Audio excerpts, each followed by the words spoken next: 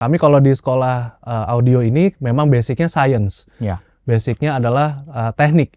Jadi apapun yang bisa kami lakukan itu sebisa mungkin ada fundamentalnya. Gitu. Jadi ini pentingnya sinergi, kolaborasi antara sistem engineer dan mixing engineer. engineer. Betul. Semenjak saat itu saya malah mendapatkan passion saya nih. Oh ini dia nih yang saya mau nih gitu. Yang sering saya sampaikan netizen Indonesia Raya, bahasanya itu bedanya orang yang belajar mempersiapkan secara teori dan juga secara aplikasinya tahu dari awal.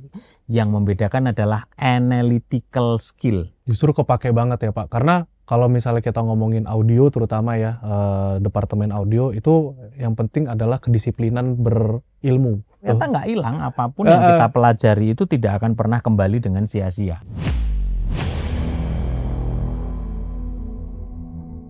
Halo netizen se-Indonesia Raya, masih bersama dengan saya Joshua Yan dari Pro Media Innovative Solution Channel, your trusted pro audio partner. Saya sedang ada di SAE Indonesia Creative Media Education, salah satu sekolah yang banyak melahirkan engineer-engineer top, banyak melahirkan pelaku-pelaku industri di industri event, production, film, animasi di Indonesia. Dan kita akan grebek ada apa saja fasilitasnya, ada apa saja penjurusan bidang-bidang yang ada di SAE Indonesia.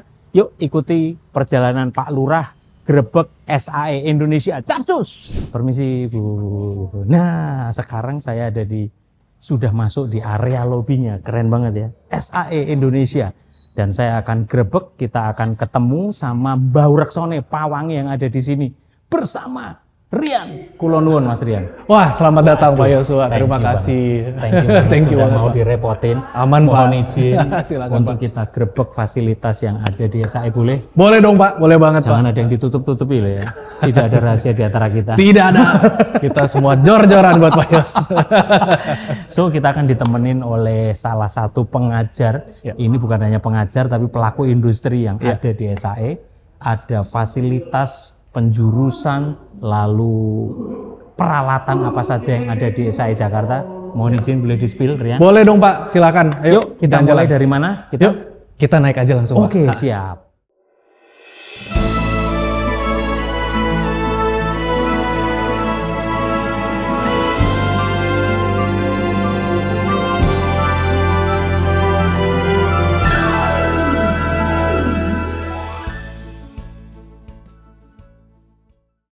Halo netizen se-Indonesia Raya, masih bersama dengan saya Joshua Yan dari Pro Media Innovative Solution Channel, your trusted pro audio partner.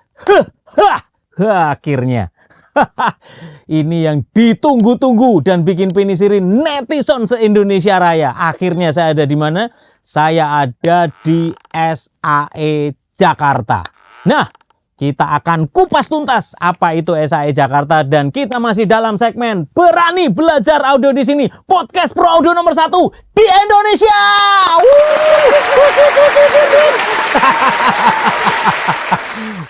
Pokoknya passionate banget, seru banget, bergairah banget saya kalau ada di dunia pendidikan. Rasanya balik muda lagi dan kembali ke masa lalu seperti ketika jadi mahasiswa. Dan the one and only, sekarang saya lagi bersama pawangnya SAE Jakarta, Rian Adriansah. Halo.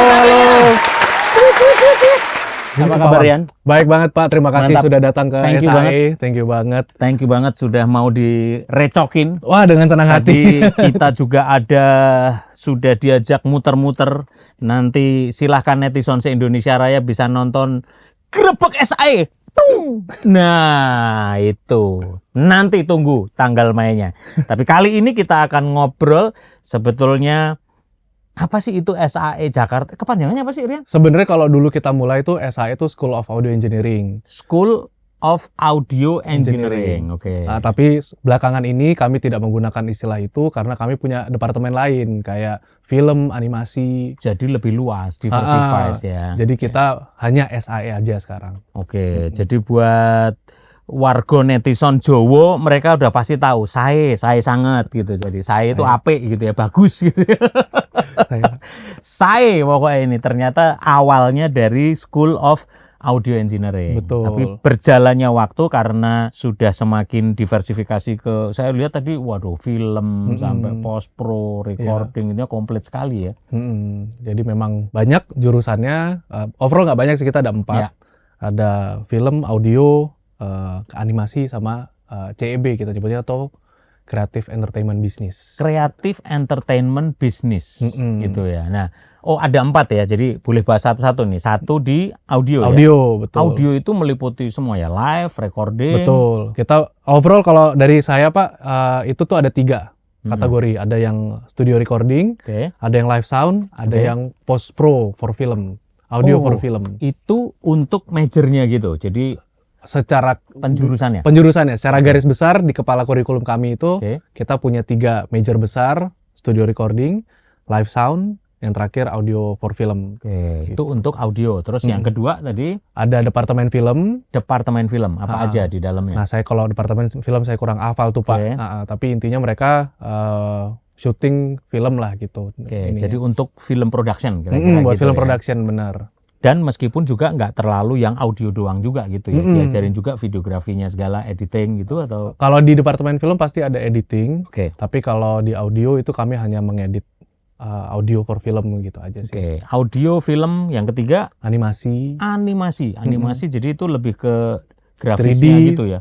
3D, 2D, VFX gitu. Pantesan tadi lihat banyak Mac, iya. Studionya itu lebih untuk ke yang animasi gitu ya? Justru yang Mac itu buat audio. Oh, malah itu audio. Justru yang di bawah itu khusus audio. Kalau animasi kita ada di sebelah sini untuk lab animasinya. Oh, ini kira-kira kayak gini, Son. Nah, itu lab animasinya itu. Keren kan? Saya benar-benar jalan tadi merasa masa depan pro audio dan audio visual lighting industry menemukan jalannya sepertinya ini dengan adanya SAE gitu ya. Terus yang terakhir setelah animasi apa tadi? Creative Entertainment Business. Creative Entertainment Business itu apa? Itu sebenarnya sekolah untuk music business, kayak buat label, buat promo musiknya. Kan kalau audio tuh kita memproduce musik gitu ya. Tapi jualan musiknya gimana? Itu ada satu jurusan sendiri tuh. Wow, jadi sampai diajari ya how to marketing your product gitu di audio. Gimana caranya menjual barang audio? Karena kalau barang musik lah dalam hal ini. Karena kan kalau misalnya kita ngomongin musik, barang konkretnya ya musik itu sendiri gitu. Jadi bagaimana integrasi ke DSP, Spotify misalnya, atau ke Apple Music gitu. Jadi nggak cuman masalah engineeringnya aja. Betul. Ya. Karena kan dinamika perubahan dari pasar, dari equipment, dari peralatan itu kan sudah berbeda semua kan. Ya. Dulu orang hasil akhirnya jualan kaset, jualan CD. Sekarang orang bikin musik, punya album, mainnya udah di Spotify, di Apple Music, ke YouTube bahkan gitu ya. Itu diajarin juga berarti. Diajarin sampai develop talentnya tuh gimana misalnya. Jadi talentnya kita bisa develop apa lagi ya untuk monetize-nya gitu. Wow, keren ya. Jadi ternyata ada mutiara terpendam di Jakarta, di Indonesia, karena banyak sekali Rian, kita itu komen netizen tiap kali kita bahas tentang edukasi, mau sama Raja Terakhir, sama David Sabar Iman, sama Norman juga gitu ya, pengajar-pengajar. Selalu banyak yang tanya, Pak Yus, ini Pak Yus, wah ini sekolah rekomen di mana? Pak ini, nah ini netizen ya, nanti silahkan tulis di kolom komen. Nanti mohon izin Rian dan tim SAE juga boleh bantu jawab, bantu spill juga kalau ada netizen se-Indonesia Raya yang nanya-nanya di kolom komen. Boleh banget Pak. Jadi supaya punya gambaran bahwa ada loh sebetulnya sekolah dengan standarisasi internasional dan memang proper gitu ya. Nah, SAE sendiri itu kan saya dulu tahunya kan cuman ya Singapura, Australia gitu ya. Sebenarnya Indonesia sendiri dari tahun berapa? Setahu saya ya, saya tuh di SAE itu sebagai murid tahun 2012 Pak. Jadi sebelum itu mungkin di sekitar 2011 itu kita udah establish SAE di FX waktu itu. Waktu di Plaza FX Sudirman. Betul. Itu saya ingetnya itu soalnya. Saya punya proyek di bawahnya soalnya lagi masang klub di situ, lagi masang gereja juga ada di situ dan suaranya itu tembus. Jadi waktu itu sempat ngobrol juga itu sama Pak Didi Karnadi waktu itu yang masang studio di atas ya dan ternyata pakai Lamesa Studio waktu itu ya? Dulu sebelumnya masih Lamesa, terus beralih ke Akhirnya SAE. pindah ke sini ya. Mm-mm. Oke. Wah, itu saya ingat banget itu 2011 memang 2012, 2013 Mm-mm. kita ada proyek bersama di sana. Saya pikir SAE itu di sana. Sekarang kita ada di Pejaten. Pejaten. Ya. Alamatnya apa? Boleh tolong di-share? Aduh, alamatnya Jalan Pejaten Raya nomor 31, Nah, Pasar Minggu. gambarnya itu ini depannya tung. Nah, itu kalau daerah-daerah situ keluar Mampang Perapatan langsung ke kiri, udah lihat itu. Iya. Gitu ya. Nah, oke itu SAE. Kira-kira berarti udah lumayan ya, udah belasan tahun lah Ya, berarti udah ya, hampir lebih dari 10 tahun lah. Yang saya dengar Singapurnya malah sudah tutup ya malah ya. Betul, justru SAE Singapura akhirnya tutup dan semua beralih ke Jakarta ini. Gitu. Wow, padahal tuh banyak kita engineer bahkan Iya. juga pelaku industri audio yang dari SAE Singapura itu. Iya, betul. Bandung tuh ada Hendra, halo Hendra gitu. Ada lagi ya banyak lah yang kenal dari jebolan SAE Ya, Singapura, Australia juga apalagi ada. ya. Dan memang pusatnya di Australia ya. Betul, SAE itu sebenarnya pusatnya di Australia, startnya dari Australia, terus akhirnya dia buka cabang di negara-negara lain. Dan sampai sekarang memang ini tetap bersinergi, integrasi sama menginduk lah ya dengan Menginduk. SAE Betul, Australia ya. Australia pusat kita nyebutnya. Ya, ya. Jadi kita punya semacam network SAE gitu, Oke. nyebutnya Navitas. Nah, kita selalu report ke sana. Setiap semester kita report bagaimana perkembangan student-student kami, Ya. dan kita dijagain terus kurikulumnya. Apakah juga kerjasama mahasiswa sini bisa lanjut ke sana atau misalnya ada kerjasama studio atau Studio kerjaan bareng misalnya gitu? sampai dengan saat ini kami belum ada sih Pak untuk Oke. kerjasama. Tapi kami punya program yang mengirim mahasiswa kami ke luar. Oke. Ada namanya program Pathway, cuman kami nggak ini sih. Kami fokusnya di diploma soalnya. Oke. Nah, Rian sendiri juga dulu jebolannya saya juga. Betul, saya juga sekolah di SAE di sini saya Oke. di Nah, Pejaten. sebelum sampai ngajar nih, kok bisa terjerembab ke SAE ini? Piye ceritane gitu. Jadi spill dulu Iya, iya. Rian. Jadi kira-kira sebelumnya apa pernah sekolah di luar industri audio atau apa Iya, gitu? iya. Gimana ceritanya bisa? Jadi di gini, sini? saya sebelum masuk ke SAE Pak, saya tuh sekolah di universitas lain. Oke. Saya ngambil teknik elektro waktu itu. Oh, backgroundnya teknik elektro juga. Betul. Arus lemah. Saya elektronik ya? telekomunikasi. Telekomunikasi. Mm-mm. Sama lah, saya dulu juga elektronik ke arus lemah, Arus tapi lemah. saya lebih ke instrumentasi kontrol. Oke, kontrol Gitu. sistem ya. Ya. Saya dulu telekomunikasi. Cuman saya tuh dari kuliah seneng ngeband Pak.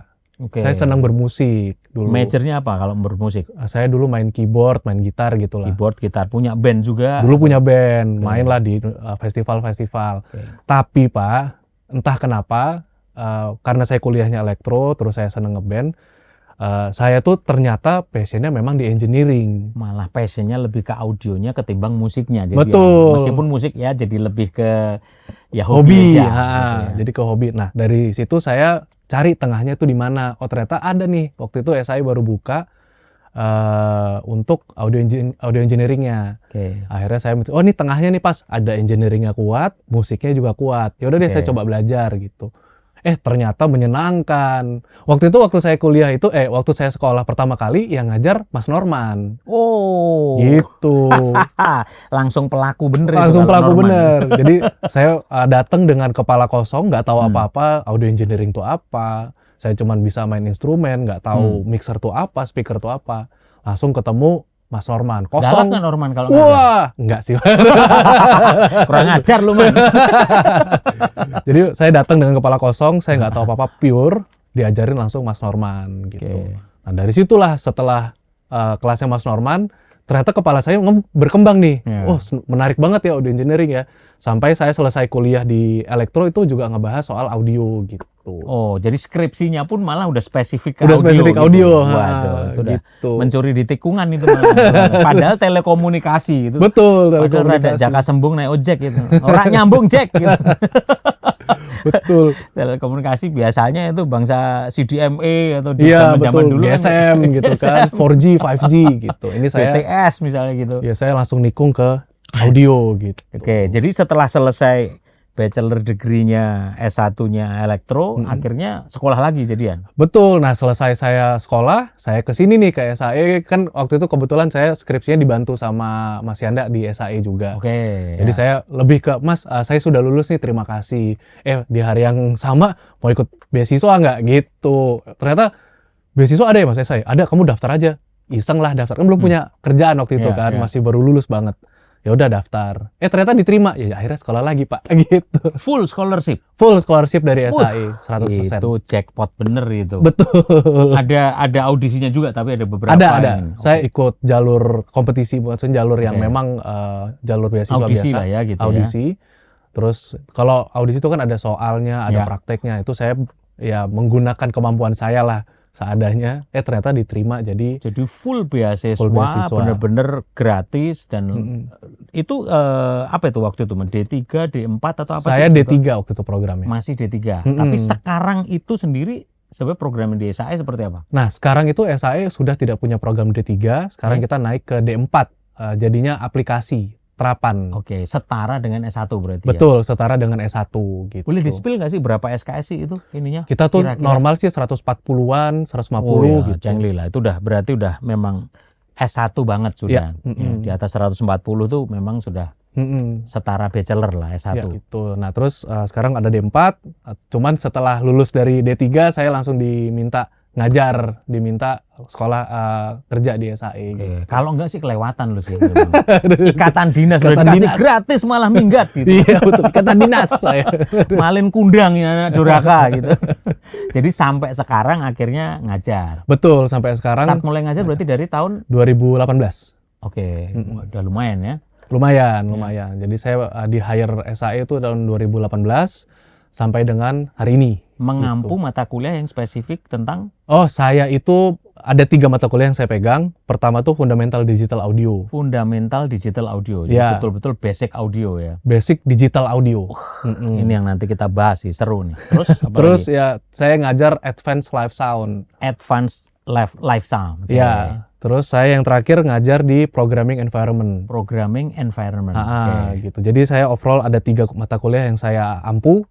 Ini saya semua yang ngajar sih gitu. Nah dalam berjalannya sambil kuliah di SAE, terus sekarang juga ngajar, boleh di-spill dong Rian ke netizen se-Indonesia Raya ini. Jadi pengalaman secara aplikasi di industri pro audio sendiri itu seperti apa? Soalnya saya ketemunya ini orang dulu ketemunya di Matalang, Total gitu, tapi ketemu lagi sudah di dunia edukasi gitu ya. Jadi sebetulnya apa? Jadi di industri. Saya itu dulu sama kayak murid-murid saya sekarang. Saya dulu mulai dari mixing engineer FOH. Adalah band-band yang saya pegang dulu. Tapi semenjak saya fokus di hire Matalang waktu itu berapa tahun lalu, saya sekarang fokus hanya sistem engineering aja untuk konser-konser. Sebelumnya in-house engineer band gitu lah ya? Engineer band dulu. Dulu pernah ngawal apa band siapa aja? Saya dulu pegang Reality Club sama Dekat. Reality Club sama The Club? Dekatnya gitu. Kamga. Kamga, oke.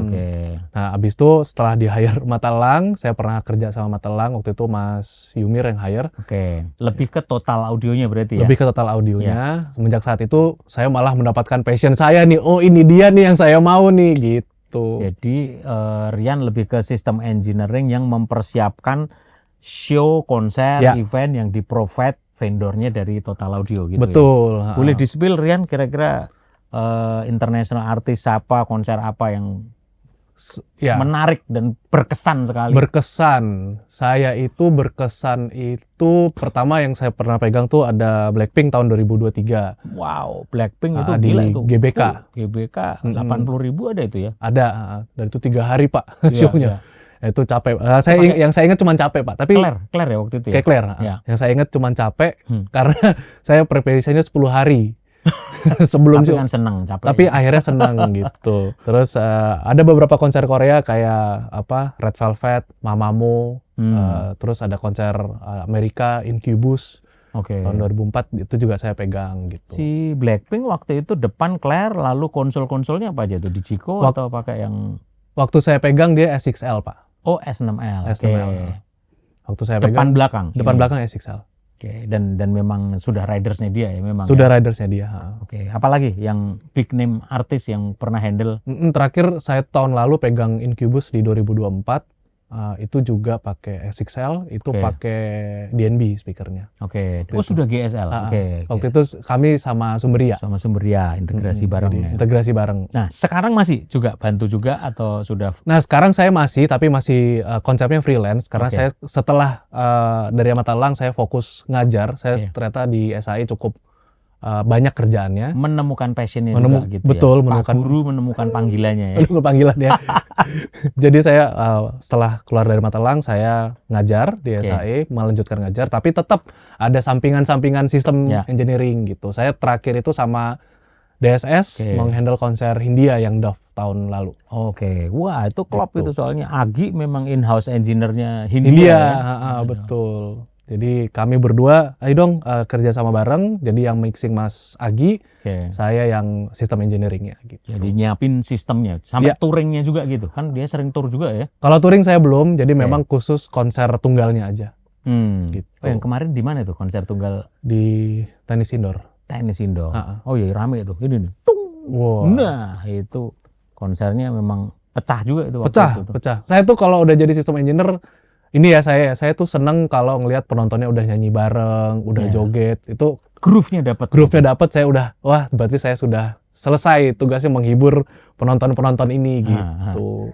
Nah ini keren nih, bagus banget Rian, karena saya tuh bangga, seneng banget nih tadi jalan-jalan di SAE, serasa menemukan masa depannya gitu loh, industri pro audio di Indonesia gitu, karena ada sekolah yang proper, yang ngajar betul-betul dengan proper, sehingga ya nggak semua orang punya kesempatan, punya biaya, punya opportunity untuk bisa sekolah. Tapi paling tidak ini memberikan sebuah alternatif untuk banyak orang yang di mana ya gue mau mengekspresikan passionnya dan ternyata ada sesuatu yang proper. Nah menurut Rian itu apa yang Rian rasain dengan hasil background dulu elektro di UPH ya kalau nggak salah pertama ya, terus sekolah audio engineering di SAE, itu kepake di industri ketika Rian jadi sistem engineer gitu-gitu seperti apa? Justru kepake banget ya Pak, karena kalau misalnya kita ngomongin audio terutama ya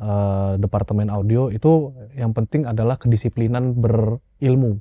Kalau menurut saya, jadi waktu saya dari elektro ada materi-materi yang mungkin saya bisa masukin ke dunia audio. Gitu. Nah ini kalau sekarang malah saya kemarin baru selesai sekolah bisnis. Di audio kepake nggak? Kepake. Tetap kepake juga. Tetap kepake bisnisnya. Bukan berarti bisnisnya jualan ya, tapi yang saya pakai adalah memanage orang-orangnya. Karena dalam audio apalagi konser itu kita perlu kemampuan untuk memanage orang-orang secara tepat gitu. Kalau nggak nanti nggak efisien gitu. Baik memanage manusianya, memanage equipmentnya, memanage waktunya, artisnya, penontonnya, itu kan betul-betul. Jadi itu bisnis lebih ke S2-nya berarti ya? Betul, saya S2-nya bisnis kebetulan. Jadi banyak, jadi ilmunya bisa nyatu semua Pak gitu. Ternyata nggak hilang, apapun yang kita pelajari itu tidak akan pernah kembali dengan sia-sia, karena kepake. Betul sekali. Nah dalam aplikasinya nih sekarang ketika jadi sistem engineer atau bahkan mixing engineer juga pernah kan? Kadang-kadang ya? Pernah. Nah, basic audio yang didapat di sekolahan dipelajari itu seberapa gede manfaatnya yang dirasakan di lapangan? Besar sekali Pak, sangat besar. Contohnya? Sekali. Gini, terutama di masalah komunikasi Pak. Komunikasi. Contohnya seperti apa? Contohnya kayak saya Mas Agi, saya sistem engineer, Mas Agi mixing engineer. Ini contoh kasusnya Pak ya. Jadi kalau dalam sebuah konser saya tuh suka pasang mikrofon di FOH umum lah. Cuman begitu saya taruh mikrofon di FOH, saya melihat ada perubahan trace smart, trace-nya saya itu ketika penonton masuk. Jadi saya ngebandingin nih antara Mas Agi lagi cek sound, lagi kosong, terus saya ngebandingin penonton masuk udah penuh. Nah itu ternyata dari pengamatan saya itu ada perubahan frekuensi itu. Gitu. Nah pada saat itu saya bilang, Mas Agi ini ada perubahan frekuensi, saya akan boost ya di frekuensi 400.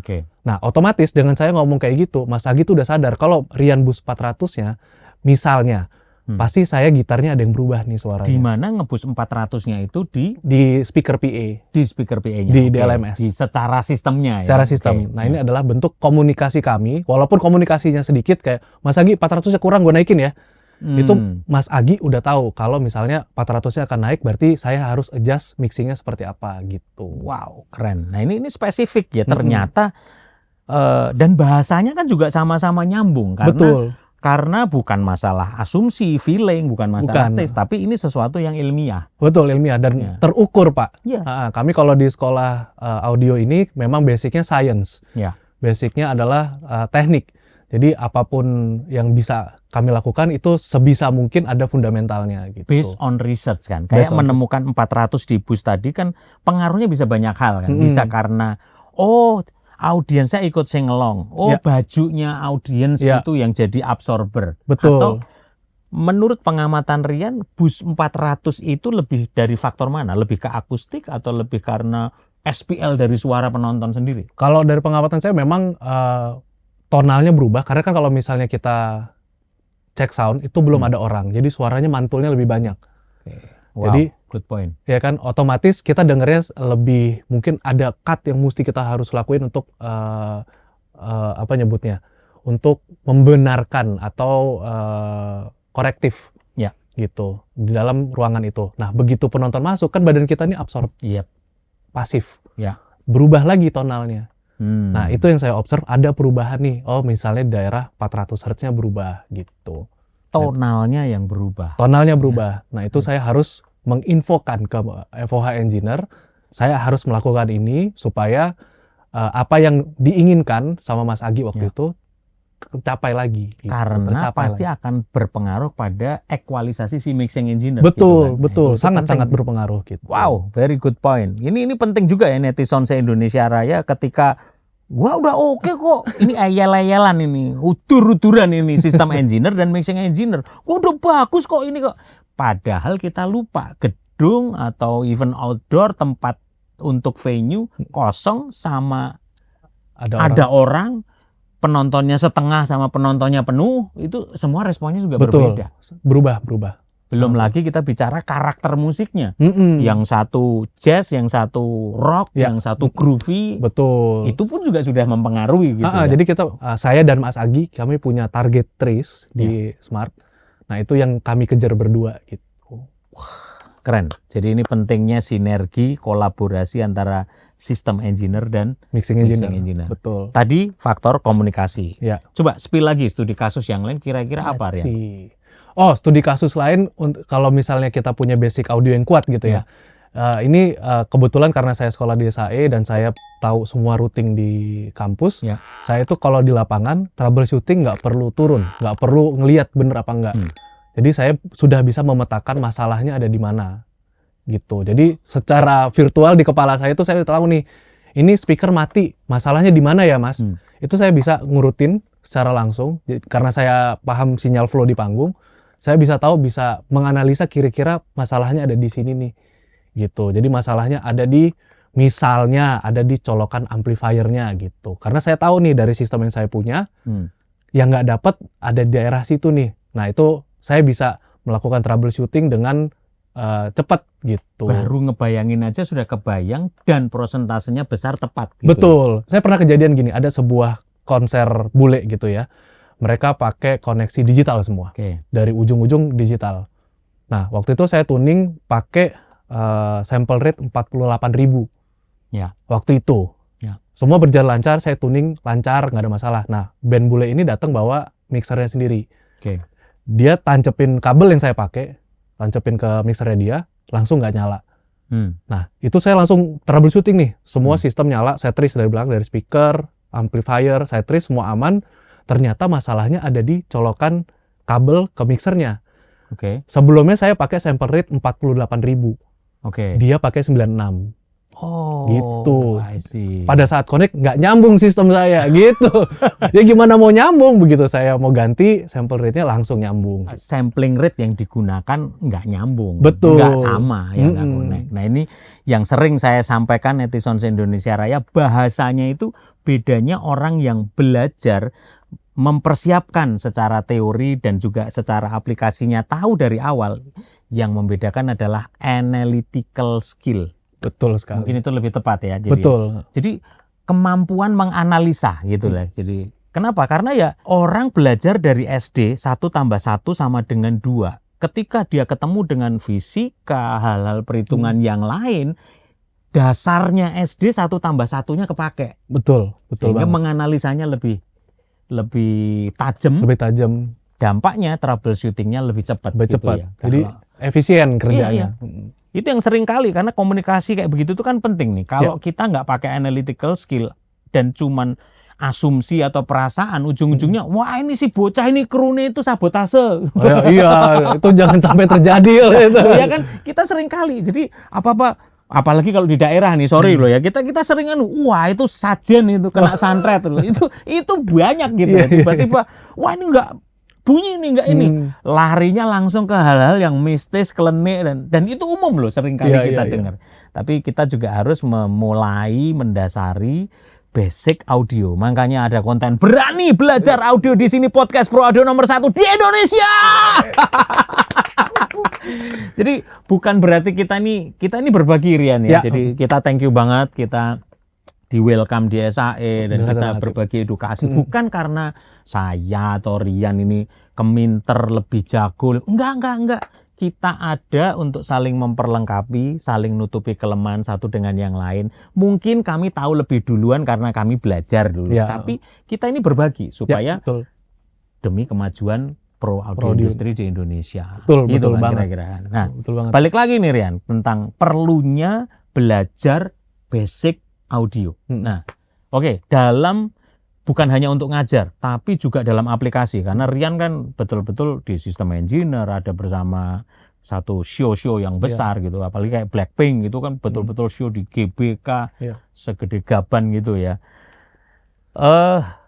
Basic audio, apa yang spesifik Rian merasa basic audio itu memperlengkapi sekali dengan apa yang Rian kerjakan hari ini? Kalau menurut saya basic audio itu yang buat saya paling powerful ya, itu ya kelas yang saya ajar sekarang, digital audio, Pak. Fundamental digital audio. Nah, ini keren ini. Karena sekarang di industri itu barang-barang digital banyak sekali. Dan kita sudah terekspos dengan barang-barang digital. Kalau ini kan masih analog ya. Ya, ini sorry di-spill dulu nih. Ini NIF ya ini ya? Ini NIF, Pak, betul. Ini NIF Custom 75. Legend, Son. Nanti ikuti Pak Lurah muter SAE ya. Lihat studionya keren-keren banget. Ini NIF dan konon katanya ini memang ikonnya SAE ya? Betul. Ini hanya diperuntukkan untuk SAE. Dan ini memang diproduksi sama NIF. Custom untuk belajar sebenarnya. Wow. Gitu. Apa itu? Custom Series 75. Dan ini NIF ya? NIF, betul. Semua dalam preamp-nya NIF semua. Karyanya yang Rupert Neve gitu ya. Iya, betul. Kata kita ngomong Neve itu udah preamp-nya udah nggak kaleng-kaleng lah. Ini kenop-kenop gitu ya. Dulu ada AMS Neve gitu. Masih ada sekarang AM. Kalau buat saya tuh memang yang paling powerful adalah digital audio. Kenapa? Karena kita sudah ke-expose digital audio, ke-expose macam-macam barang-barang digital. Eranya sekarang gitu. Tapi bukan berarti kita tidak melupakan analog gitu. Nah, menurut saya digital itu banyak tanggung jawabnya, Pak. Apa itu? Jadi kalau kita ngomongin analog gitu ya, analog tuh kita bisa bilang sistem simple, colok bunyi. Angkat fader selesai. Tapi kalau digital nggak bisa tuh pakai colok langsung bunyi. Ada beberapa step-step lain yang harus diperhatikan. Kayak tadi misalnya kita ngomongin masalah sample rate, masalah bit depth gitu. Terus ada masalah-masalah yang harus dianalisis terlebih dahulu seperti jitter, quantization noise. Nah itu kita harus paham itu supaya sistem kita berjalan lancar pada saat show. Boleh di-spill kira-kira bit depth itu kenapa mempengaruhi sekali? Karena misalnya bit depth itu kan caranya digital untuk mensampling atau melakukan konversi amplitude. Gitu. Jadi kalau misalnya kita salah menggunakan amplitude, otomatis salah menggunakan bit depth, otomatis dynamic range yang kita punya akan berubah gitu. Nah, sebenarnya pertanyaannya, apakah dynamic range itu cocok buat keperluan kita gitu. Makanya kita pakai bit depth biasanya 24, 32 gitu. Tapi mostly kita pakai 24. Nah, 16 tuh dipakainya di CD. Ya. Nah, gitu. Kalau misalnya kita pakai 16 bit, apakah 16 bit ini cukup untuk keperluan show gitu? Nah, kalau misalnya kita ngomongin CD, oh ternyata CD itu cukup ya 16 gitu. Tapi kalau untuk show mungkin atau untuk rekaman, kita pakainya 24 gitu. Ya, itu pentingnya ya supaya netizen juga kebayang, karena kadang-kadang yang netizen generasi X kayak saya, di atas saya gitu ya. Orang taunya apa sih 16 bit, 24 bit, 32 bit. Kira-kira gini, Son. Kalau kita dengerin CD audio dulu, ya itu 16 bit. Kira-kira begitulah. Nah, penentuan tadi tentang sampling rate, lalu bit depth, itu kan ini penting banget kan, itu basicnya. Kalau kita membaca speknya audio mixer, speknya barang digital kan selalu yang nomor satu sampling rate dan bit depth gitu. Betul. Balik lagi itu disesuaikan dengan kebutuhan aplikasinya sih Pak. Ya. Jitter sekarang gimana, Rian? Nah, kalau jitter tuh kan kategorinya error. Ya. Ada sebuah error karena kesalahgunaan device. Ya. Nah, jitter tuh biasanya terjadi karena ada dua device yang sample rate-nya berbeda. Dua device yang sampling rate-nya berbeda. Betul. Nah, ketika dua device ini sampling rate-nya berbeda, otomatis akan terjadi error yang namanya jitter gitu ceritanya. Ya. Dalam aplikasinya di lapangan, apa yang sering kita hadapi dengan jitter? Contohnya? Kesalahan sampling rate pasti sering terjadi. Misalnya kalau dalam kayak tadi aja gitu ya, sampling rate-nya nggak sama gitu. Kayak tadi contohnya memang sample rate-nya nggak sama. Tapi untungnya sekarang barang-barang digital tuh ada jitter prevention-nya itu loh Pak. Jadi walaupun dia notice ada perbedaan sample rate, dia nggak mau bunyi gitu. Sudah sekarang di-tag duluan ya. Sudah di-tag duluan, oh ini perbedaan sample rate. Tapi kalau misalnya terjadi jitter, ya ada solusi lagi kayak sample rate converter, SRC gitu. What else? Setelah jitter? Setelah jitter, aman sih sementara. Itu dan yang sering kan kita alamin gitu ya ininya ya. Kesalahan sample rate itu sering banget sih, tapi tinggal dikomunikasiin aja sih harusnya. Ini kan kita ini masuk di era, ya saya bersyukur ya, saya X generation ini saya masih mengalami dunia analog yang cukup lama, lalu masuk ke dunia digital. Jadi transisinya ikut merasakan lah. Ada banyak diksi, idiom yang ada di mindset orang-orang lama. Wah, nggak bakal bisa menang lah. Pokoknya analog itu masih warmnya. Angetnya dapat. Gitu juga kayak fotografi. Colornya itu boomnya nggak bisa dapat. Dulu saya ingat banget, saya ada di transisi itu. Saya jawabnya sederhana aja. Ya udah, nggak apa-apa. Itu memang bagus. Dan saya akui memang bagus. Tapi it's a matter of time. Ya lu lihat aja nanti. Lu bisa beli kaset di mana? Lu bisa beli pita di mana? Lu bisa beli film, roll film, kamera itu di mana gitu. Lu mau nyetak di mana? Betul banget Pak. Karena sesuatu yang pasti itu adalah perubahan itu sendiri.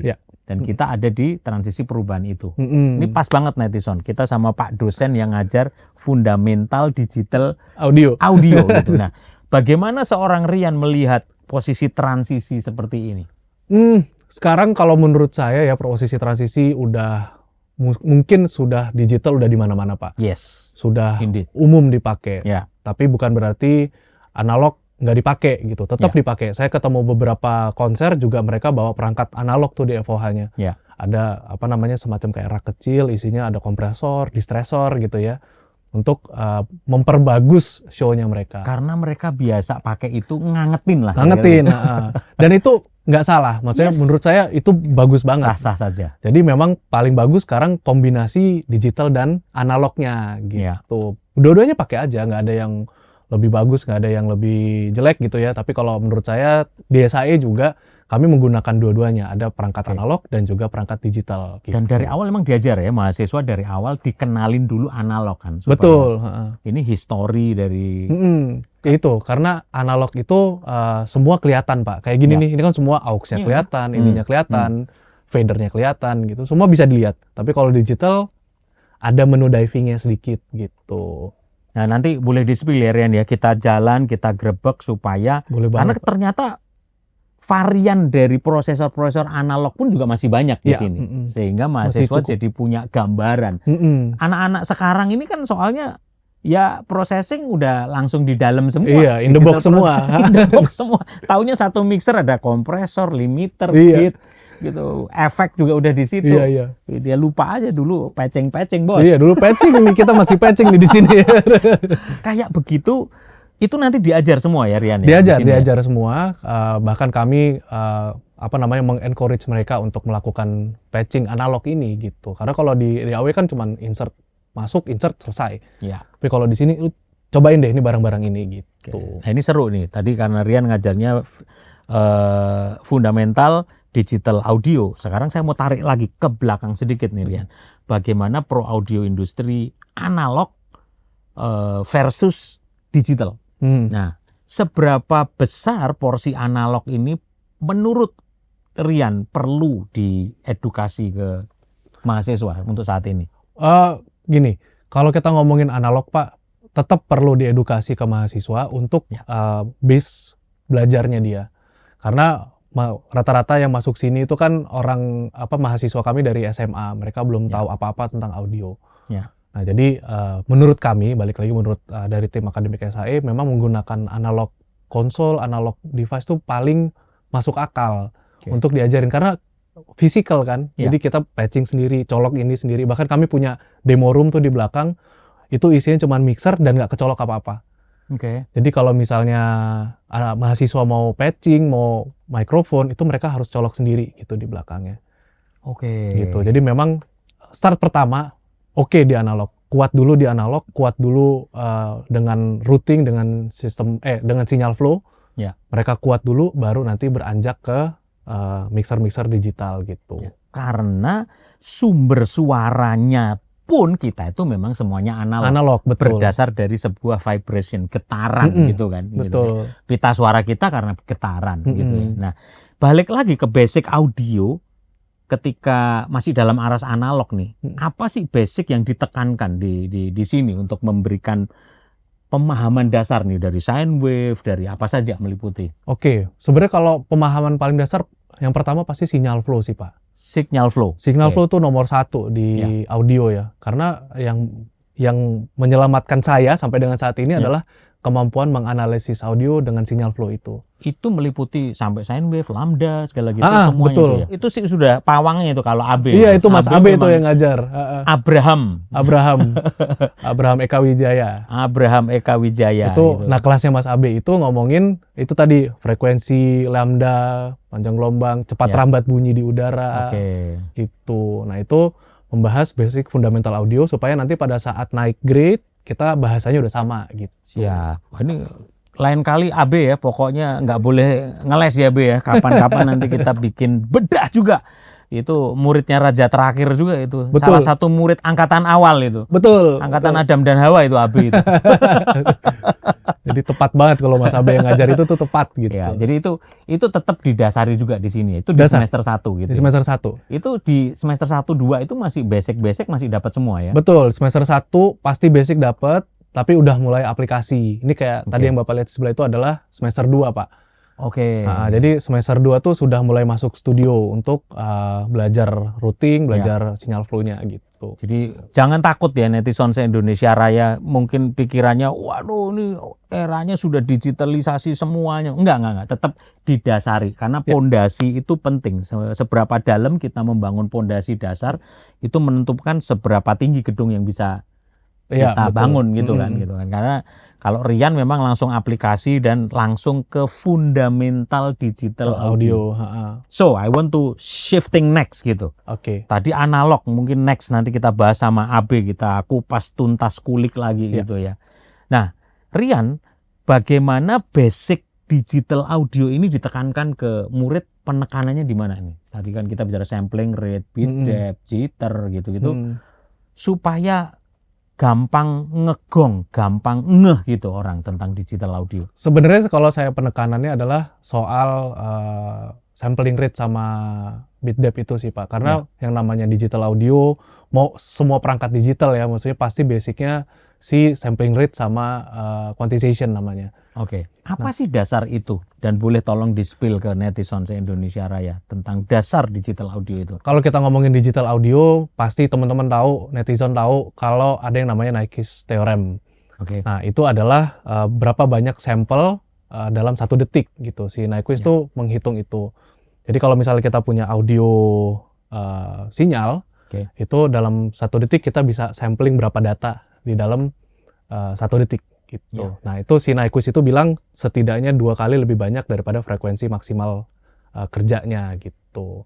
Nah, kalau misalnya kita di audio pasti kita pakai minimal 40.000. Kenapa? Karena maksimal kuping kita tuh frekuensinya di 20 kHz. Ya. Jadi si Nyquist bilang kalau bisa 2 kali lebih banyak minimal.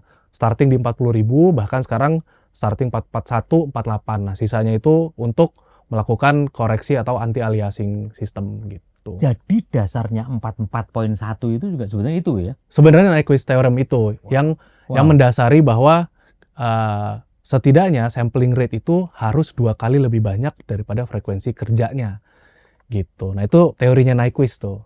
Jadi nggak asal-asalan cap cip cup Tanjung Kuncup 44,1 gitu. Enggak, Jadi memang itu berdasarkan sebuah riset dari si Nyquist. Nyquist. Gitu. Nah, itu salah satu fundamental audio, digital audio itu si Nyquist itu.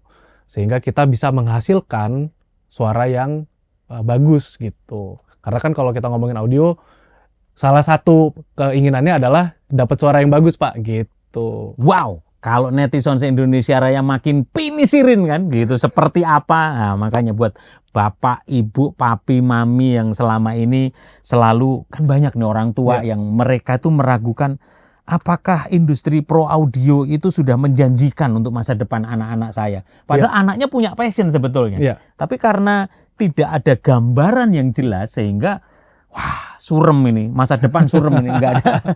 Nah, coba boleh tolong di-spill Rian. Apakah menurut Rian industri kita nih di Indonesia dengan kita mempelajari sekolah tajam spesifik di dunia audio seperti SAE ini sudah cukup menjanjikan di Indonesia? Pertanyaan yang berat menurut saya. Karena kalau untuk menjanjikan saya jujur nggak bisa bilang tepat. Itu balik lagi ada rezeki yang mengatur gitu ya. Tapi yang saya bisa katakan adalah sekarang industrinya sudah lebih baik daripada dulu dan selalu berkembang. Dengan adanya pendidikan, dengan adanya semakin banyak orang yang involved di industri ini, otomatis industrinya berkembang dan mencari titik yang terbaik gitu. Nah, di saat ini saya pun sekarang sudah ngajar dan saya banyak di industri juga, merasa industri ini cukup menjanjikan gitu. dan menemukan masa depannya gitu. Dan kalau menurut saya ya, ini masih bisnis yang blue ocean, Pak. Bisnis yang kecil, maksudnya tidak dilirik banyak orang. Jadi potensi besarnya masih banyak banget gitu. Dan kita kebutuhan audio tuh banyak sekali, Pak. Kayak misalnya musisi tentu pasti butuh audio, konser butuh audio, acara gathering butuh audio, acara cuman pernikahan butuh audio, pengajian butuh audio gitu. Jadi banyak lini-lininya dan semua disiplinnya sama bermuara gitu. Ke situ ya. Bermuara terbukti dengan event-event, konser, mau tiketnya semahal apapun sold out juga gitu. Betul, banyak yang sold out kan gitu. Banyak yang sold out. Ya.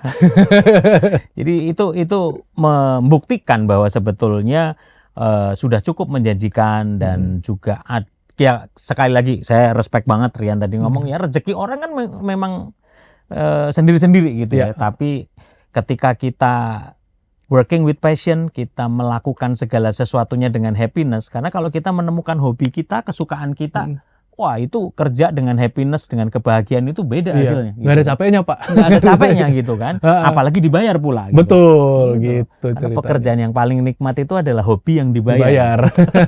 Kalau kita hobi audio, hobi di musik, dan ternyata kita bisa profesional di bidangnya, why not? Yap, betul sekali. Dan untuk kita profesional ya kita harus memperlengkapi diri dengan basic teori yang benar. Betul. Kira-kira gitu ya. Betul. So, nggak berasa ini cepet banget nih Rian kayaknya waktu gitu ya. Kita geser dikit nih Rian tentang what is the next future of the pro audio, specifically in digital technology. What do you think? Ini pendapat ya Pak, balik lagi ya. Saya belum, kalau pendapat tuh saya belum tentu benar, belum tentu salah gitu. Perception. Ini kalau menurut saya nanti ke depannya pasti hybrid, Pak. Jadi penggabungan antara digital system dan juga analog system. Bagaimana kedua konsep ini bisa selaras gitu. Itu kalau untuk audionya, ini pasti hybrid system. Kemungkinan kayak contohnya kayak misalnya sekarang udah ada perangkat namanya Karno. Ada apa itu? Karno tuh kayak outboard kayak gini. tapi dia modular Pak. Bisa kita ganti API, ganti ini, ganti NIF gitu, ganti SSL. Jadi dia perangkatnya digital, tapi cara kerjanya analog. Gitu. Nah ini menurut saya ke depannya arahnya ke situ, sistem hybrid, di mana menyatukan antara sistem digital dan juga analog. Itu satu. Terus kalau kita ngomongin, karena saya bidangnya sistem engineering gitu ya. Kalau saya ngomongin speaker, teknologi ke depannya adalah digital control gitu ya. Kayak misalnya sistem speaker itu semua kita bisa kontrol per boxnya, dan semua sistem itu akan memperbaiki atau memaksimalkan pendengar di venue-nya, audiensnya. Pasti menurut saya arahnya ke situ. Jadi mau sistem, kebetulan saya kan pernah pegang beberapa speaker ya. Menurut saya teknologi ke depan pasti mengarahnya ke audiens yang lebih baik gitu. Kalau udah dari Total, semua speaker dia udah tahu dia soalnya gitu ya. Claire, DNB punya, L Acoustic punya. Ya buat netizen yang belum nonton, kita gerbek Total. Nah itu silakan di spill itu. Nah, itu semua ada semua. Semua ada. Gitu. Dan kalau menurut saya pun juga begitu ya. Hybrid itu sejak awalnya digital itu akan terus terjadi dan sampai kapanpun. Dalam arti gini, karena ada dua titik di awal dan di akhir yang tidak akan pernah tergantikan secara digitalisasinya. Yang namanya mikrofon sama speaker itu pasti akan analog karena dua-duanya berbasis getaran. Betul. Ya kan? Mikrofon ya selalu ada spool yang untuk inputnya. Iya. Speaker selalu ada getaran yang untuk mengamplifikasi keluar. Betul. Digitalnya ada di tengah-tengah. Betul. Digitalnya digunakan untuk mengoptimalisasi semua ini. Gitu. Processing di tengahnya. Processing, gitu betul. ya, untuk mengoptimalisasi semua. Wow, keren banget. Rian, mohon izin nanti selanjutnya kita boleh ngabsen beberapa dosen sama Yanda, sama Abe, Norman kalau perlu gitu di sini ya, supaya memberikan gambaran buat netizen se-Indonesia Raya bahwa ternyata keilmuan di pro audio itu ternyata sangat luas sekali. Betul. Dan profesi juga banyak sekali, Pak. Jadi dan bukan cuman feeling, asumsi, tes. Wah ini suaranya mendem, suaranya kenceng, garing. Ini apa toh, ini nggak ada standarisasi.